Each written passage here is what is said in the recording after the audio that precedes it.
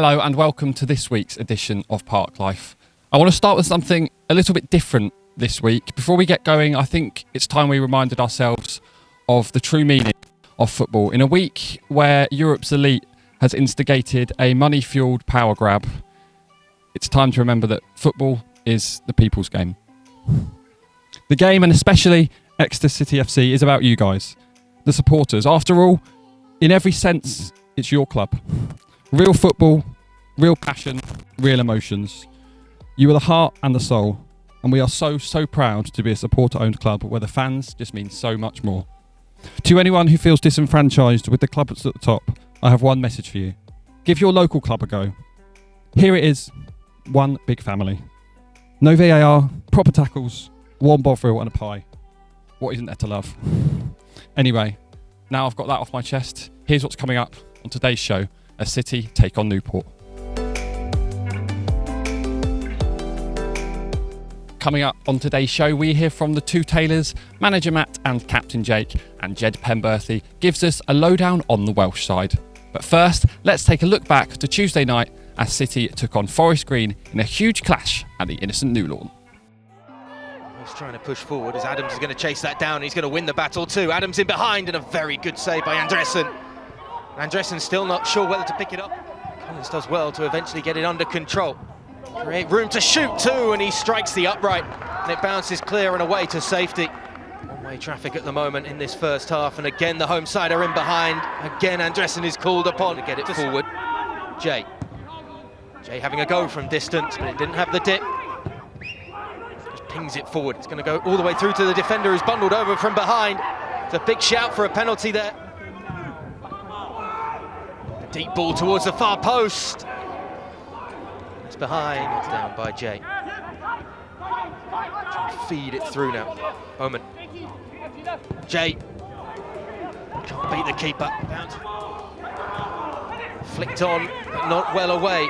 Richardson off the crossbar. And then the follow-up is safely into Andresen's hand. Richardson, but fortuitously. That's a good hit from range as well that was moving from Hutchinson. A breakthrough just yet. Is one going to come right at the death hit? Jay can't get it under control, and it's cleared away, and that is the full-time whistle at the Innocent New Lawn. With 4 games left to go in the Sky Bet League 2 season, it is officially crunch time. Here is the manager now, as he gives his thoughts on what could be a season-defining game against the Exiles.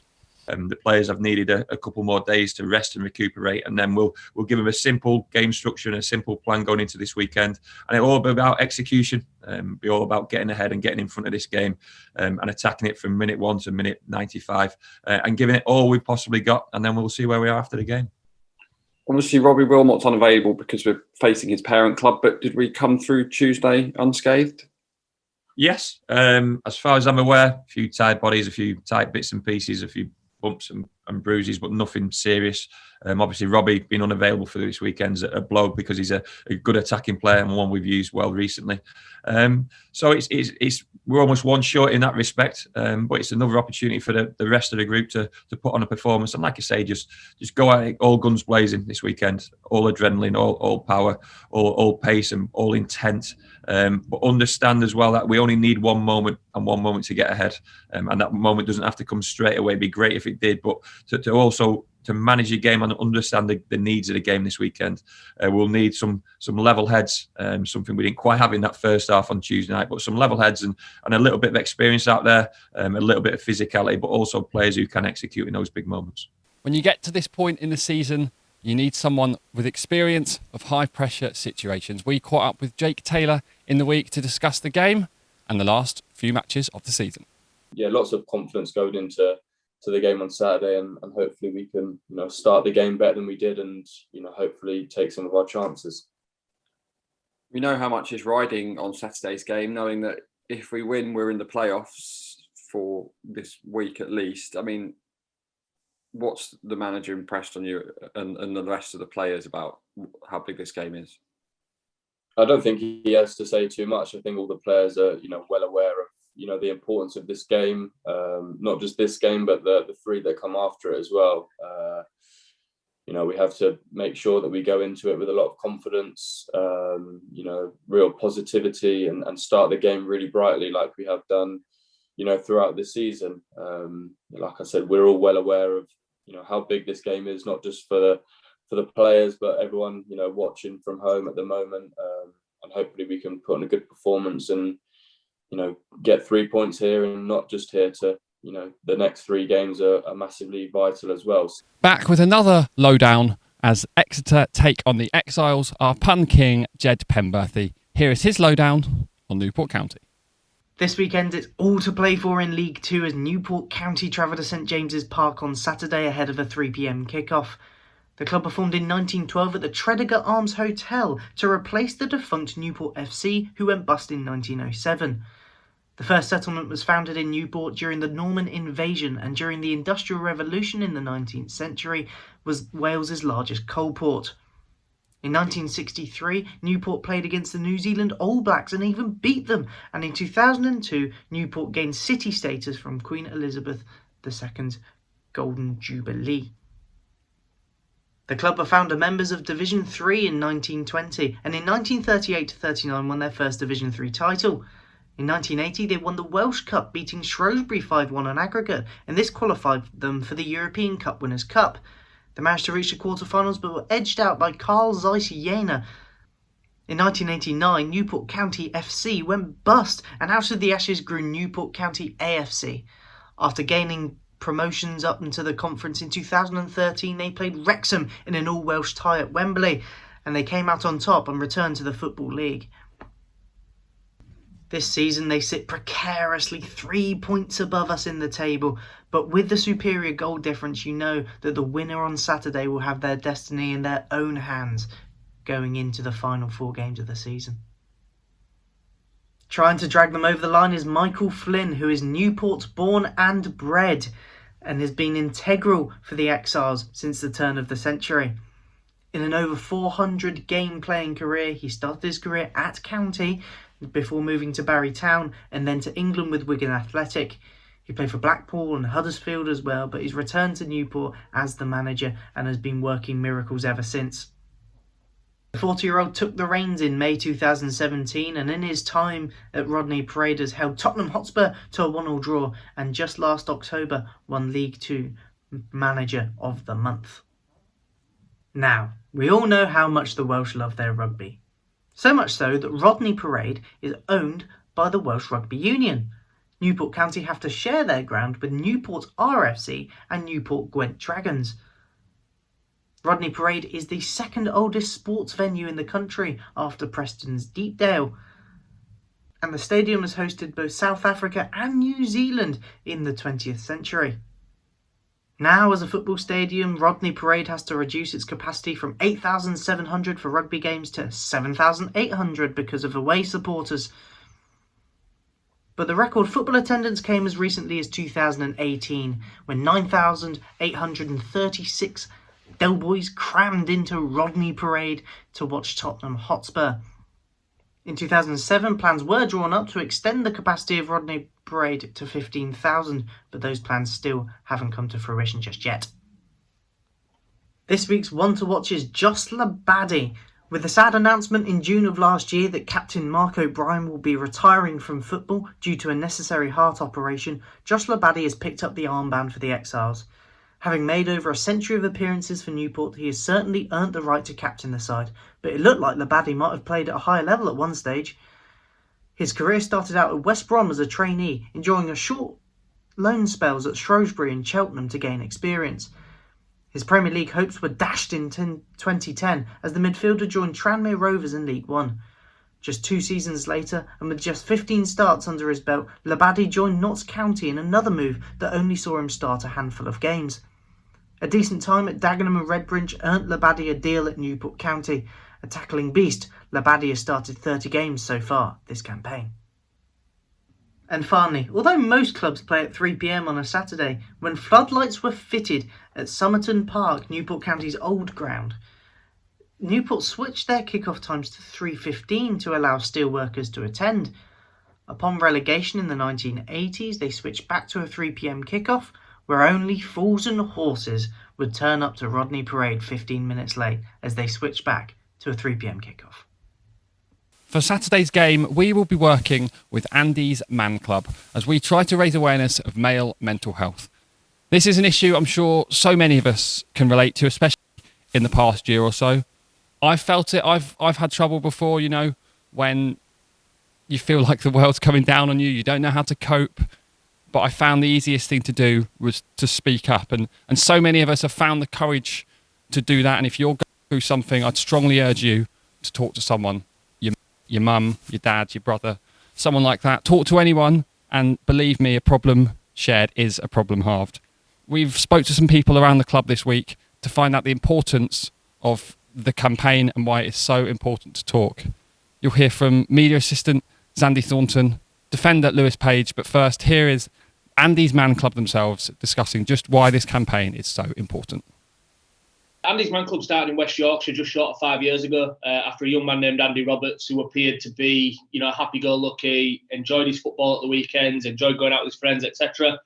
And one day, without any sign, signal, or warning, Andy took his own life. As a result, his family had seen the devastation that had caused, and were basically of the opinion that if Andy had had somewhere to go where he wasn't in fear of judgment, he felt comfortable to talk in a safe, non-judgmental environment, completely and utterly confidential, that it's likely he'd still be here. So that's what they set about trying to achieve. Now, Exeter City got behind us coming up to 2 years ago now, and our venue for Andy's Man Club in Exeter was actually St James's Park for a time up until the unfortunate incidents of this last year, and have been hugely supportive of us ever since we started down in Devon and Exeter in that sort of area of the world. We've then gone on to become Charity of the Year this year, which is amazing to see, organisations with the reach and the impact of football clubs getting behind us to such a degree. We're now in a position nationwide where we have 45 clubs, ranging from as far north as Scotland, as far south as we say Plymouth and Devon, and everywhere in between, really. And the more guys that we can reach out to, and the more people that we can make aware that, as we say, it's okay to talk. You don't have to feel like a weakness, burden, or an embarrassment. It's okay to talk, and the more and more guys we can get understanding that and in that sort of mind frame, then all the better for it. Hi everyone, Lewis Page here. Obviously, I can relate to the mental health side of things. I've been through a lot myself in football, so it's a topic close to my heart. I've talked about it a lot in a podcast I've recently done. If you want to take a listen to that as well, I hope it will help a few people. Just say that I'm behind everyone that's helping the campaign. I think the first and foremost, if it's yourself, you need to talk to somebody, and initially it can be quite scary going to a doctor or a professional for that. But a lot of the time, what can really feel like a weight coming off of you is just talking to people around you. You don't even necessarily have to go into too much depth about what's going on in your head, particularly with myself with the OCD. There was a lot of stuff that I didn't want to say to people because to me it felt so horrific that I didn't want to say it out loud to people, but telling people that there was stuff going on in my head. So for anyone else, it's a case of that really. It's just talking to somebody, and then of course, if you really want to sort of, if you really are ready to start tackling it head on when you think there is an issue, then absolutely speak to a professional, because the professionals are the people that are going to help you. In the same way as you'd go to a doctor if you hurt your wrist or you had some other issue, your mind's exactly the same. You've got to go and talk to somebody about that, and they can essentially help fix it. It's time to turn back the clocks now as we hear from Will Barrett. Judging by last week's stand-in performance on Park Life, it won't be long till he's taken my job. Here is a history lesson on Newport County. They played in Europe once, don't you know? It is a huge game this weekend, and the result will go a long way to deciding the fates of both clubs this season. So let's take a quick look back at our recent history against Newport County. Since completing their long road back from the troubles of the 1980s, the Exiles have been regular opponents since their return to the EFL in 2013. In that time, our clubs have faced each other 15 times in the league, and the record is deadlocked with 4 wins apiece and 7 draws between the two sides. However, if we take a look at the game since Matt Taylor took over, then City just about have the edge with 2 wins and 3 draws in our last 6 matches. Now, everyone will remember the last encounter when 9-man City almost held on for a remarkable win at Rodney Parade. But who remembers our last home game? Well, that was back on Boxing Day 2019 when Lee Martin's 14th minute strike was enough to secure the victory in a fractious match of very few clear chances. In truth, this historic fixture is as close as they come, and with everything on the line this weekend, it's likely to be another tightly contested battle between the perennial playoff rivals. For a previous clash with the Exiles, we head back to September 2017 when Lee Holmes scored the only goal in a 1-0 win in that goal just behind me. Let's take a look at the highlights.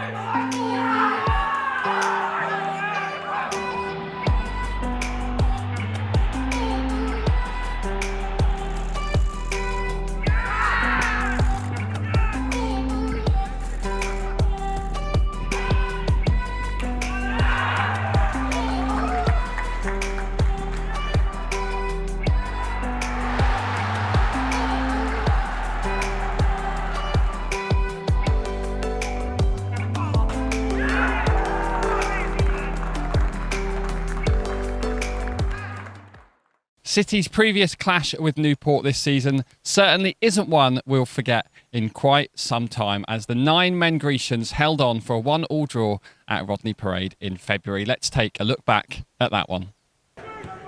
Bumbling around in the heart of the pitch before that. Looping ball over the top is going to cause problems, and Alex Hartridge there was certainly pulling back on his man, and he's denied a clear goal-scoring opportunity, and it's a straight red inside. Long throw down the left sideline that's scooped forward by Jay.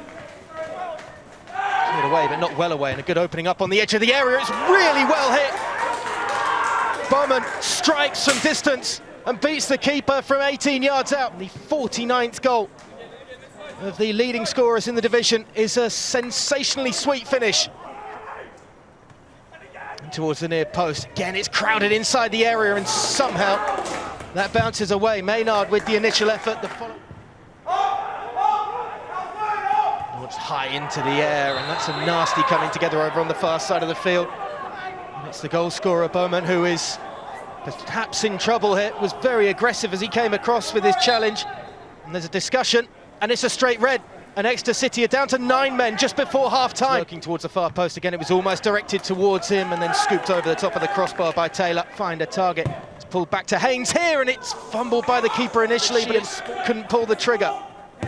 Haynes sends it into the box once more, flicks off ahead, it's away but not well away, and then blocked from close range, and another follow-up is beaten away as the bodies do just enough for Exeter City. Suddenly on the back foot here, as they have been all second half. Another chance for an equaliser, and Andressen with a good save once more. 2 hands behind it to steer it away, and he gets a fingertip on that one too, and it's over the top of the crossbar. Haynes trying to find space to cross, hangs it up towards the far post, and it's nodded down by Telford and into the back of the net.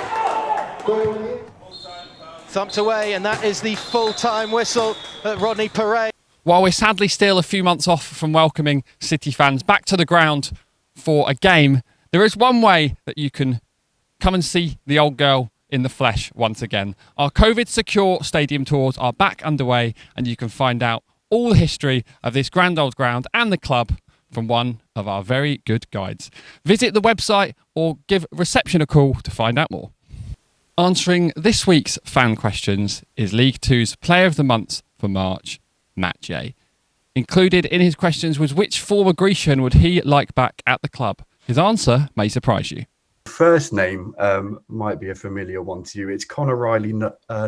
It's Connor Riley Lowe, who would like to know who's the best left back you've ever played with. Wow, that's a tough one. I've played with some very good left backs, but I'd have to say Connor Riley Lowe would be the best left back I've played with. So I hope that makes him happy. That's a perfectly reasonable answer. I think he will be delighted to hear you speak. Yeah, I hope honestly. So. Max James follows up, and he asked, what are your memories of playing at South Dartmoor Community College with a young man named Oliver Watkins? Yeah, that was obviously the school that I went to, and I just remember us having an unbelievable school team for whatever reason. I think me and Ollie occupied the number 10 and the left wing role, and I just remember always coming away and debating who scored the best goal or who managed to score the most. So yeah, probably then. But the school days were really good days. That's fantastic. Lots of lovely memories, I can imagine. Yeah. Now, speaking of school days, if you hadn't become a professional footballer, Owen Winter would like to know what you would have done as a job when you left school. Well, that is a very tough question. Crikey, I've never even thought. I've luckily never had to think about it. I probably would have gone. I don't know. I probably at school I quite fancied teaching of some sort, or maybe PE teaching. But now I'm sort of into the business side of things, and I'm actually studying to do in a business degree. So something along those lines, I think. Excellent stuff. So you could say you're still at school and you'll decide the future. Absolutely. Yeah, that's true. Brilliant stuff. Paul Diamond, now he asks, what were your initial targets and expectations for this season?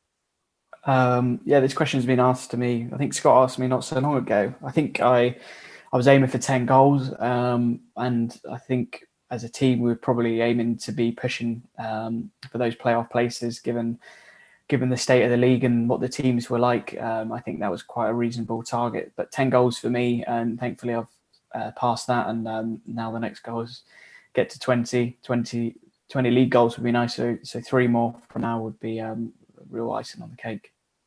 You're nearly there. Keep it up, my friend. James Edmonds asked, kind of looking back a little bit, but he said, did you ever think that you weren't going to get the opportunity that you have had this season?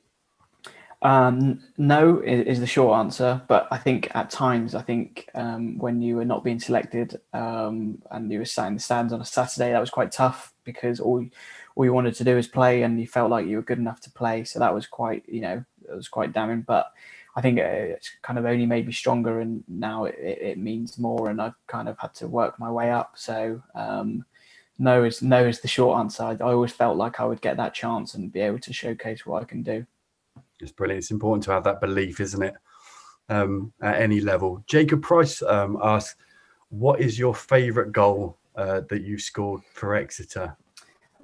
I remember the Colchester goal a few years ago. I remember Kane Wilson put a big ball down the line, and then Ryan was kind of battling for it, and it's just bounced, and I've volleyed it into the top corner. And I remember the big bank just erupted. So that was probably up there.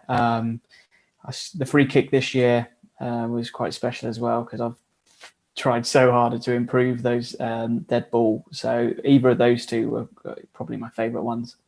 Two great picks. That free kick was an absolute beauty. Tyler says, do you have any pre-match rituals or superstitions? And if so, why and how did they originate?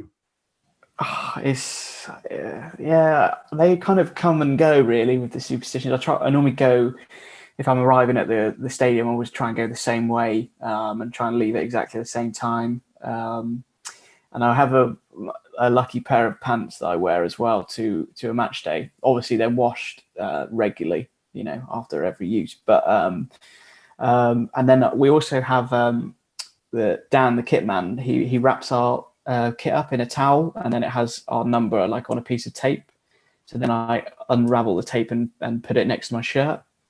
I don't know why, and it's very, very silly, but it's just a couple of things that are just kind of second nature to me now. But I don't know why we have them, really. I don't think it'd make any difference at all. All good professionals have them, and Emily, they're working this year, so please keep them up. Keep it up, yeah. And finally, if you could have one player back at the club, who would it be and why? Oh, that's difficult. I've had so many players that have had amazing careers and done so well. Obviously, Ollie would be one, but I'd probably say Jayden Stockley, just because he was the best finisher I've ever seen. He was just unbelievable in what he brought to not only the team, but his off the pitch stuff. He was just such a good guy, but mostly his footballing skills. He could head it from 18 yards out, and he'd aim in the top corner, it would go in. But been so many I could name. Also, my old roomie Dean Moxey. On his day he was unbelievable as well. So yeah, so many. But Jayden was definitely up there. And City took on Forest Green at Newport County. Were in action at home against Crawley. Another side breathing down their necks for that final playoff place. Here is how they got on.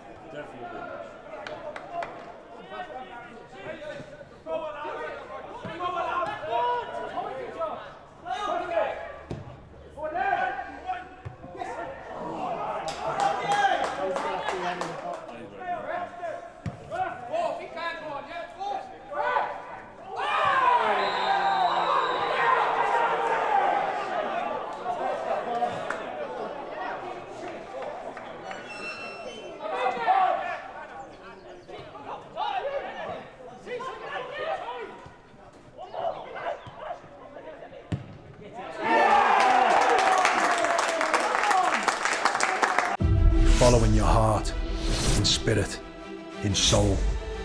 You make every tackle, score every goal. You're part of it, wherever you are in the world. From the first minute until the last kick. Victories, heartbreaks. You're part of the fabric, the passion, devotion, supercharging emotion. For you, there is only one. Abiding loyalty, togetherness that is second to none. Follow every kick, every tackle, every goal. With access to live stream games and matchday commentary, with coverage spanning the globe. Behind the scene content, newsletters and match highlights. There is no better way for you to get closer to your club. And with iFollow sales supporting them, there's no better way to show your love. When you can't be there with iFollow.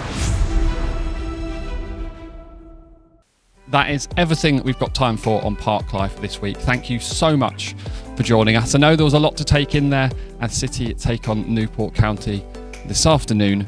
Remember, you know the drill by now. iFollow passes for just £10. Head over to the website to pick one of those up and back the boys from the sofa.